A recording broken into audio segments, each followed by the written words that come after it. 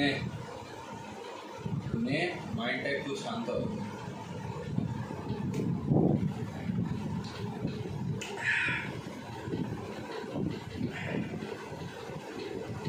আসলে কি জানিস, এই নার্ভাসনেসটার একটা কারণ আছে।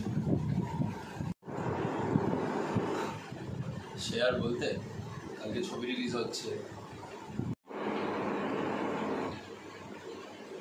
তাহলে আমার কাজটা ঠিক ভালো হয় না জানিস। ভালো হয় না, গন্ডগোল, বিস্তর গন্ডগোল।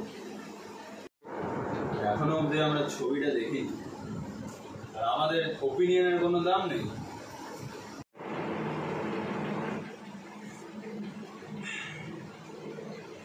না, কোনো দাম নেই, একেবারে জিরো। জিরো? হ্যাঁ হ্যাঁ, জিরো। তোরা জানিস না, তোরা বুঝিস না, আমি ছাড়া কেউ জানে না। An actor knows. যখন সিনেমাটা করছিলাম তখন বুঝতে পারছিলাম কোনো একটা ভুল হচ্ছে। দোষটা অবশ্য আমার নয়, কিন্তু রয়ে গেছে, আছে। মুকুন্দ লাহিড়ীর সঙ্গে প্রত্যেকটা সিন আমার বুকের হয়ে গেছে।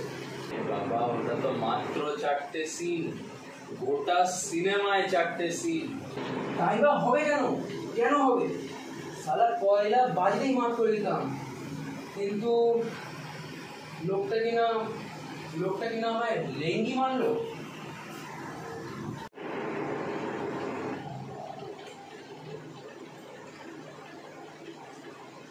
বাড়াবাড়ি করেছিস।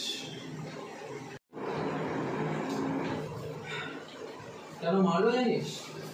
ও নিজে মার খেয়ে যেত, মাল ক্যাচ হয়ে যেত। আমি যে ওই পার্টটা নিয়ে ভেবেছিলাম ও বুঝতে পেরেছিল, আর ওটাই ওর সহ্য হয়নি।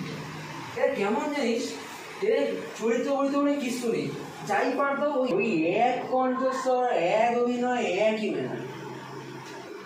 আর পাবলিকও হয়েছে তেমন। আহা, মুকুন্দ লাহিড়ী, কি অভিনয়, কি কণ্ঠস্বর! আরে দূর দূর দূর, ওরকম হয় না।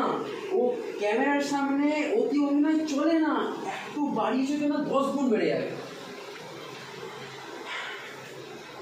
আসলে কি জানিস, আমি যে ওর পার্টটা নিয়ে ভেবেছিলাম, ওর পক্ষে ওটা খুব ভয়ঙ্কর ছিল এবং ও সেটা বুঝতে পারে। তাই আমাকে নতুন পেয়ে হুমকি দিয়ে, দাবড়ানি দিয়ে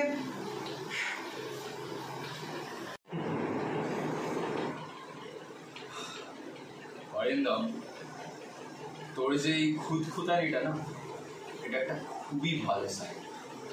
এর মানে তুই অনেক উন্নতি করবি, অনেক আগে করবো, আলবাত করবো। I'll go to the top, the top, the top.